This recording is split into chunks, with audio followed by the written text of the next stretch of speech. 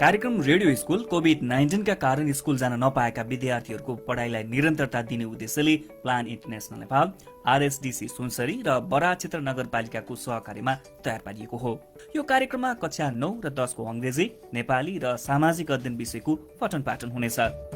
शनिबार बाहेक हरेक दिन दिउँसो 2:15 बजेदेखि 3 बजेसम्म कक्षा 9 र 3:15 बजेदेखि 4 बजेसम्म कक्षा 10 को पठन पाठन हुनेछ। आइतबार र बुधबार अंग्रेजी, सोमबार र बिहीबार नेपाली, मंगलबार र शुक्रबार सामाजिक अध्ययन विषयको पठन पाठन हुनेछ। यो कार्यक्रम इटहरी एफएम को फ्रिक्वेन्सी 92.5 mhz का साथै इटहरी एफएम को अनलाइन www.iterifm.com.np र मोबाइल एप्लिकेसन हाम्रो पात्रमा पनि सुन्न सक्नुहुन्छ। इटहरी एफएम को फेसबुक पेज facebook.com/fm इटहरीमा पनि हेर्दै पढ्न र केही नबुझे त्यही कमेन्ट लेखेर सोध्न पनि सक्नुहुन्छ। इटहरी एफएम को फोन नम्बर 025 584 556 मा फोन गरेर पनि नबुझेका कुरा सोध्न सक्नुहुन्छ। कार्यक्रमको सुरुमा आधा घण्टा कक्षा हुनेछ, त्यसपछि 15 मिनेटको समय प्रश्न उत्तरको हुनेछ।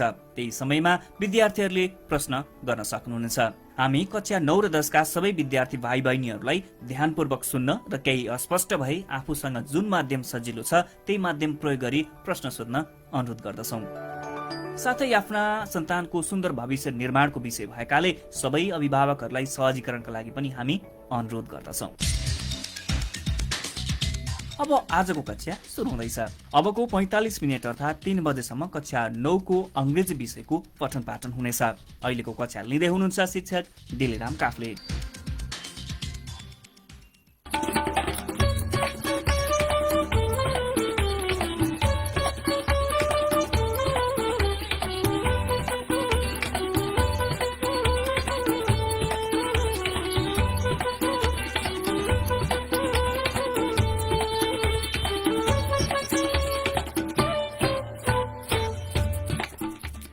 Good afternoon, everybody.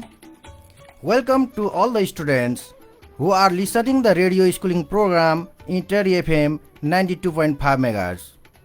I am Dilliram Kafel, a teacher of Sri Mohan Secondary School, Bara Kshetra 11, Madhuban, Sunsari.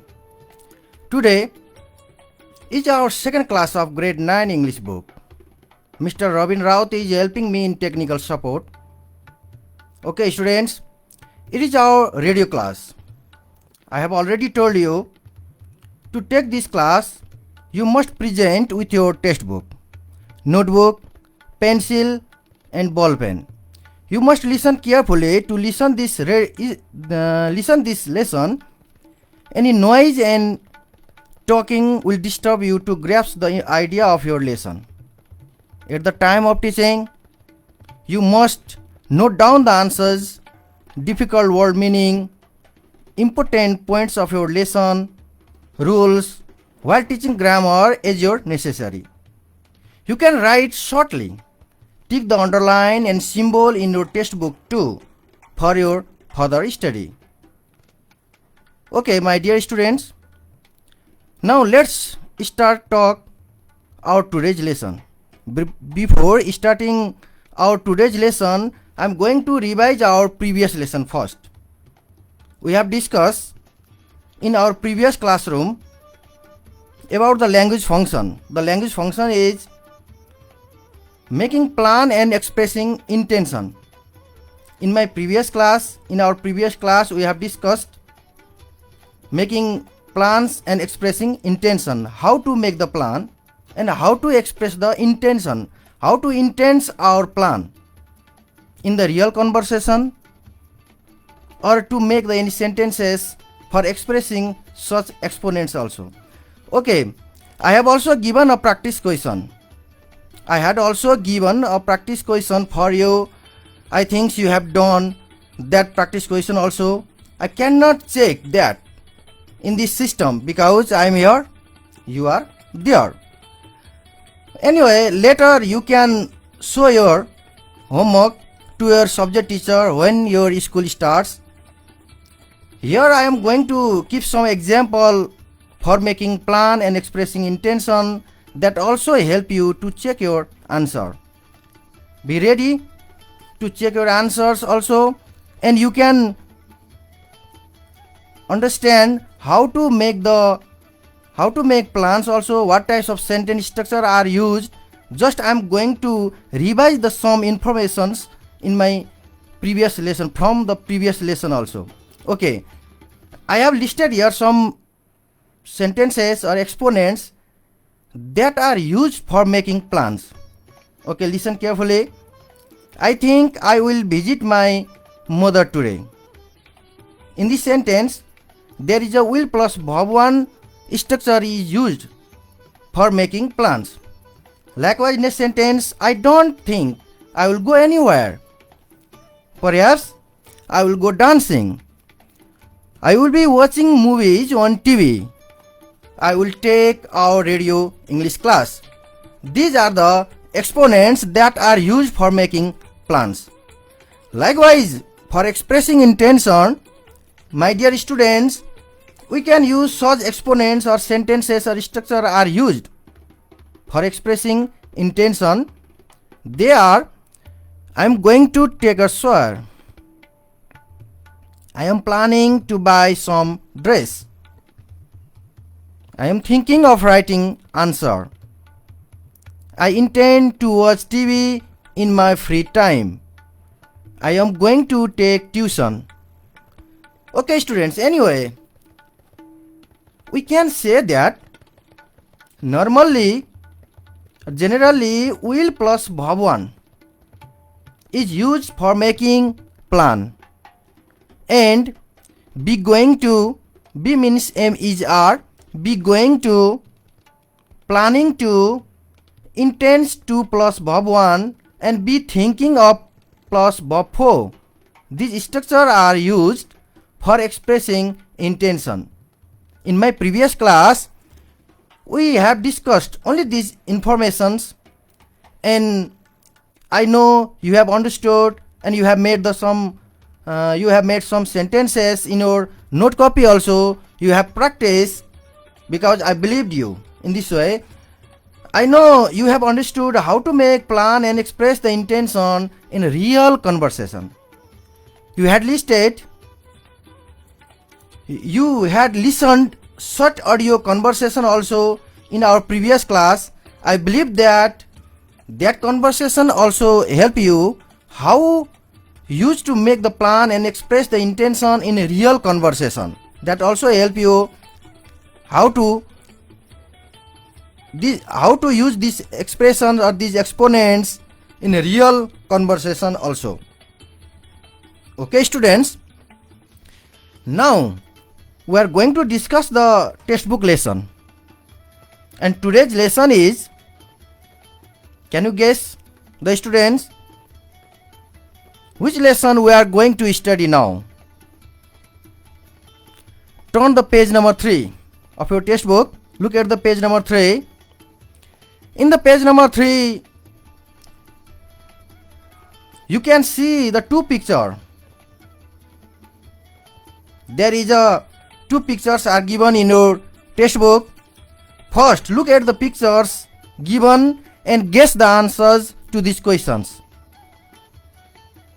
Because the two questions are given down of the pictures, below the pictures, you must guess by looking these two pictures and give the answers. The question is already given in your book.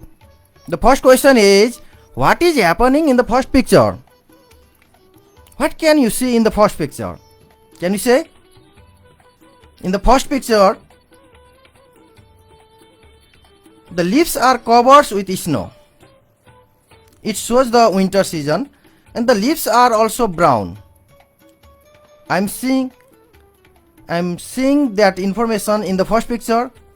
I think you have also seen the same information in the first pictures. Likewise, in the second picture, what can you see in the second picture? Can you guess? In the second picture, there is also the leaves of tree. Those leaves are the green, and the tree is full of leaves. I think like the same information in the first and second pictures. We have got only this much. Okay, students, now you guessed. Today's lesson is the poem The Winter and the Leaves, written by Judge Kaffer. Our today's lesson is poem. We are going to study about the poem. The poem name is The Wind and the Leaves, written by Judge Kaffer. My dear students, I think you are feeling bored. Okay, it doesn't matter. Now we must listen a poem like a song. It is composed by an American poet, Judge Kaffer. Let's sing this poem together. The lyric is in your textbook. While singing the song, I also request you to underline the difficult words. If you found in the poem, the title of the poem is The Wind and the Leaves. I also request to the technician sir to play the second track. Let's listen the song, enjoy and sing together. Let's sing the song.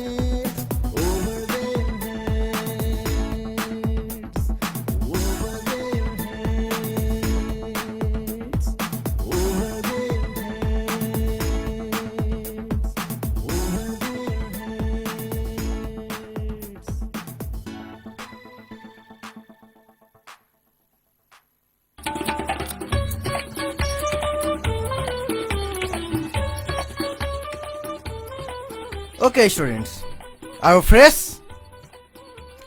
Students, how do you feel? I think we enjoy it. I enjoy by listening and singing this poem. I think you also enjoy it and underline the difficult words. Anyway, I have listed some unfamiliar words. Let's discuss about these words that you have found in the poem. If you haven't listed, now do underline the words in the poem of your textbook and guess the meaning. These words are, you do underline the words, those words I am going to say. In the first or second lines, in the first and second line, you search the words meadow. Likewise, put on, fluttering, whirlings, content, earthly bed, late, coverlet, and over the head. Did you underline? Okay, now let's discuss its meaning and pronunciation as well. Our first word is meadow. The meadow word is a noun. Its correct pronunciation is meadow. Once again, follow me. Meadow.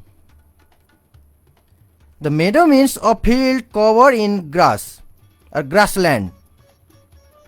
You know that the meadow is grassland or the field covered in grass. Try to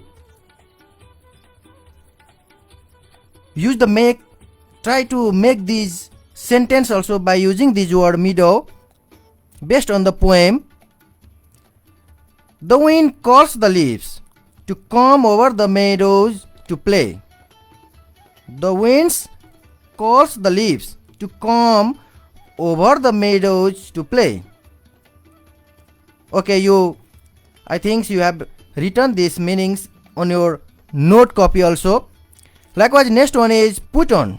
Next word is put on. Put on means wear. The wind asks the leaves to put on the dresses of red and gold. Put on. It is verb. And another difficult word is flutter.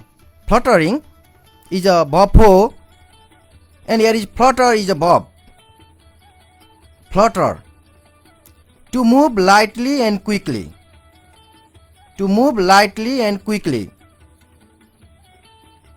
Fluttering means moving lightly and quickly. You know that. And how to make the sentence?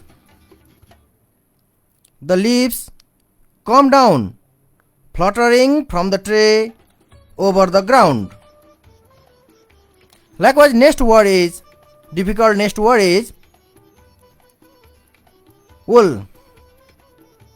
Whirling, we are saying wool. It is also the verb. Wool. To move or make somebody or something move quickly in a circle, in a rounding way. Or whirling means rounding and moving roundly. The leaves fall down whirlingly from the tree. Okay, students, our next difficult word is content. It is adjective. Content.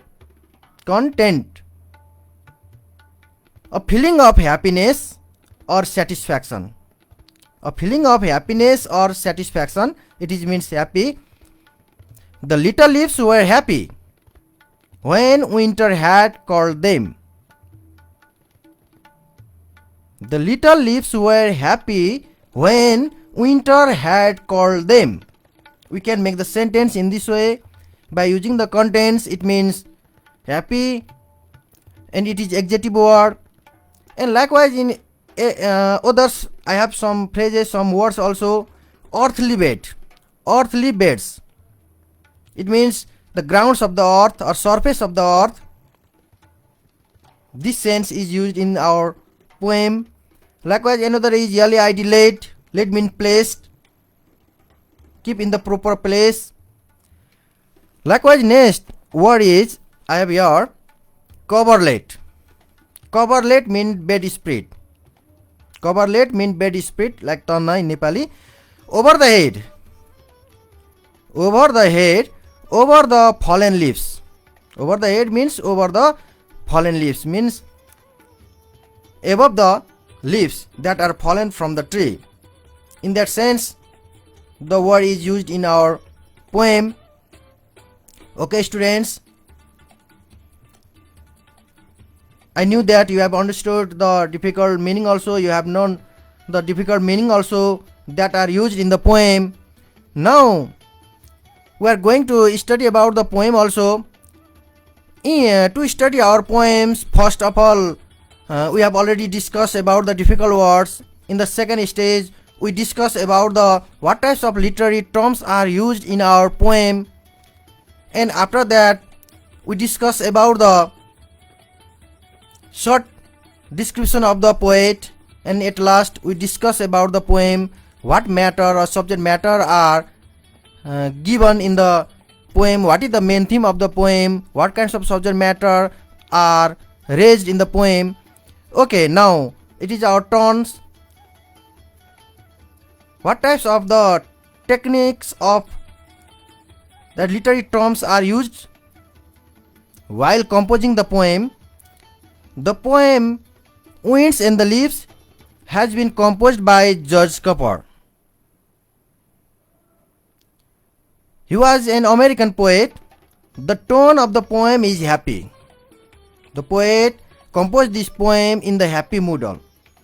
Literally, it is about the natural interplay, natural interaction between the autumn leaves and the wind. In other words, the poem presents a very common natural happening in different seasons of the year. He has used the three literary terms in the poem. The poet has used three literary terms. Figure of speech are used in the poem. They are personification, visualization, and rhyming scheme. Now, it is our turns to discuss about these three literary terms. How they are used in the poem. What do we mean by personification, visualization, and rhyming scheme? Now we are going to discuss with you. In the poem, the technique of personification has been used. A personification, that I am going to tell the definition of personification. Personification is a figure of speech that is used to offer the human qualities to non-human objects in literary works. There is a conversation between the winds and leaves like the human beings. In the poem, winds, leaves, winter, snow, etc. are personified. Just I am going to take one example also. You can understand personification. Person, it is a used for the human beings. But any inhuman creature can used as a human beings, like the activities of human beings. That activities, that terms, that action is used in the poem or in any literary terms. At the times we can say the personification. There is used the personification because the inanimate person are used as a human beings. That means, likewise in our poem, let's analyze the poem. In the first and second line, in the first two couplet, the calm little leaves said the wind one day. Calm little leaves said the wind one day. Here is the wind call the little leaves, but actually in the real, the wind cannot call the leaves because they cannot speak, because they are the natural things. They are inanimate persons except the human beings. Come over the meadow with me and play. Likewise in the line number 5, soon as the leaves hear the wind's loud call. The leaves hear the sounds of wind.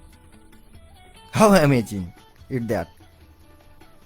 Because they are not the human beings, not animals, how they can hear? So that here is also used the personification. Likewise line number 10, winter had called them. Winter had called them. How the winter called the leaves? There is also the another things, because it is not the action is like the human beings also. Likewise in last line of the poem, the snow laid a coverlet over their head. Over their head.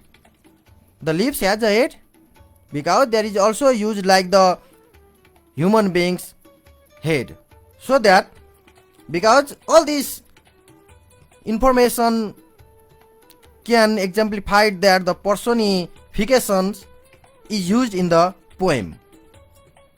These lines, the non-human objects are given the human qualities. Okay, students, I think you have understood what is called personification. Likewise, another thing is rhyming scheme. In our poem, there is a good rhyming scheme has been used in the poem. The poet is very famous in the use of rhyming scheme, so that he was popular among the children poem also. It means, and what do you mean by the rhyming scheme? It means, the rhyming scheme means the pattern of rhymes at the end of each line of a poem. The pattern of rhymes at the end of each line of a poem. This poem has A, B, B, C, C, D, D, E, E, F, F rhyming scheme is used. You can also watch all line at the last of all or each line of the poem. There are the two words, first two words and second two lines, third two lines, fourth two lines. You can check. There is a words, they have the similar meaning. At last of the words has the similar meaning, similar sounds, so that there is the good rhyming scheme. I'm going to take one example. In the first line of the poem, at the last of the first two lines, there is a day, day, and play, play. There is a two words. It has the rhyming. There is a good rhyming. The words of day of the first line rhymes with play of the second one. There is a good rhyming scheme. Similarly, gold rhymes with cold. In the second two lines, means second couplet, there is a gold rhymes with cold. The tone of the poem is happy, is used in the poems. Likewise, in our poem, there is also the visualization is also used. What do you mean by visualization? At the time of reciting the poem, or at the time of reading the poem, analyzing the poem, we can get a real creature, we can get the real view or videos, like the videos, real videos, we can feel. If you feel the real visualizations at the time of reading the or reciting the poem, that is called visualization. Means visualization means a technique for creating the image, like the real feelings comes while reciting the poem is called visualization. I'm going to take one example from the poem. Look at the line number 7. Over the brown fields, when they danced and flew, singing soft little songs they knew. There is likewise another in line number 3 and 4. Look at there. There is a good visualization is here. Put on your dress of red and gold. The summer is gone and the day grow cold. In these lines, once again you feel at the time of autumn season, because we have also seen that it is real also, because the leaves color became red and cold also, because it is going to fall down on the grounds also, because it is happens in the autumn season. And the time for summer is gone or autumn is gone, is going on, and another winter season is coming or approaching us. In the between these two seasons, we can get the such type of things. Put on your dresses of red and gold means the colors of the leaves has been changed. Colors of leaves have changed in the red and golds. Has been changed in the red and golds, because it is ready to fall down from the trees. It is real. So that it shows that if you read these two lines, the such type of action we are seeing also every year, so that touch in our heart, like the visual, the real action. So that here is used the visualization. Okay, students, in this poem, the wind and leaves, written by William Cowper has been used 3 poet terms also, that is the literary terms also. They are personification, rhyming scheme and visualization. And I think you have known about these 3 terms also.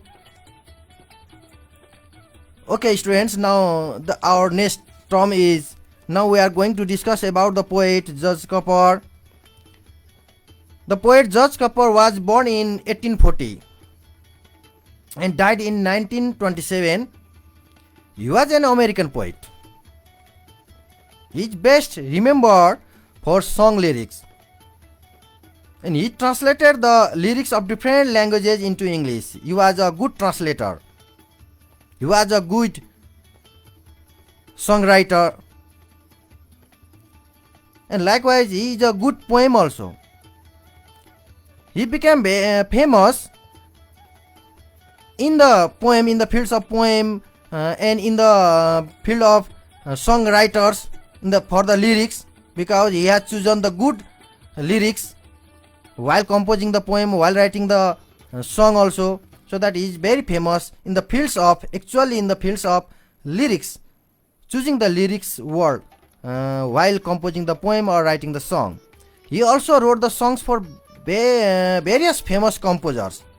Since his childhood, he loved to write about the nature, so that he is the time of romantic poet. We must say he was a romantic poet. Romantic poet always enjoy with the natures. They made their subject matter also the nature, and they can compares our life with the nature, etc. That types of the poet is called romantic poet. And before he was 16 years old, he had begun to write for several magazines. His poems for children were published in a collection called School and Home Melodies, and his hymns were published in a collection entitled The Chaplet. This much information I have given to you about the poet, and that is also given in our book also, but just I have described here. Some points are given in our books, just below the poem also, you can study there. Before describing the poem, now our terms is describing the poem. Before describing this poem, I want to keep the poem once again. Here, and request to students to try to grasp the idea of the poem or keeps in your mind. Major information of the poem I requested to the technician to play the track number 3. My dear students, let's listen the poem.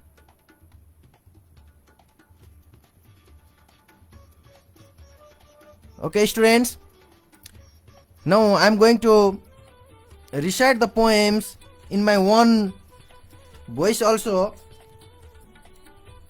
Come little leaves,